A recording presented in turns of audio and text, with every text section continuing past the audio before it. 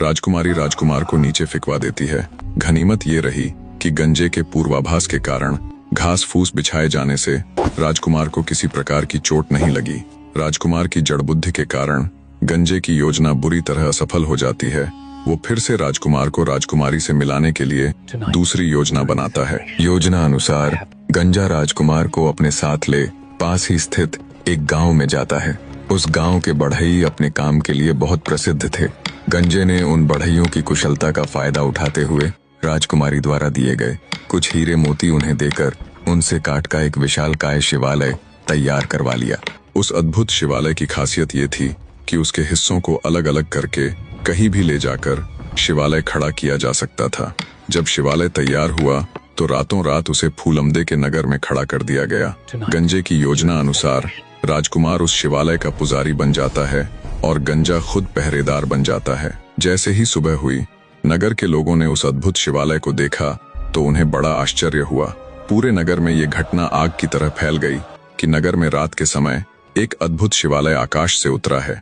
नगर भर के लोग शिवालय में शिव जी के दर्शन करने के लिए उमड़ पड़े। गंजे ने चाल खेलते हुए ये नियम बना दिया कि नगर के लोग एक एक करके ही शिवालय के अंदर जा सकते हैं और एक बहुत ही तेज तरार रथ को सारथी सहित शिवालय के पीछे खड़ा कर दिया। उसने रथवान को समझा दिया कि इशारा पाते ही रथ को हवा कर देना।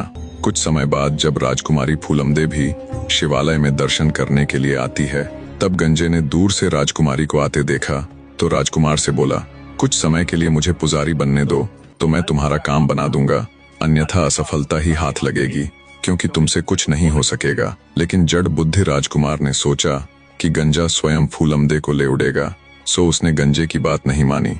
तब गंजे ने योजना अनुसार राजकुमार को समझाया कि जब राजकुमारी फूलमदे की बारी आए और वो परिक्रमा करना शुरू करे तो तुम तुरंत उसे जबरन पकड़कर रथ में डाल लेना और हवा हो जाना।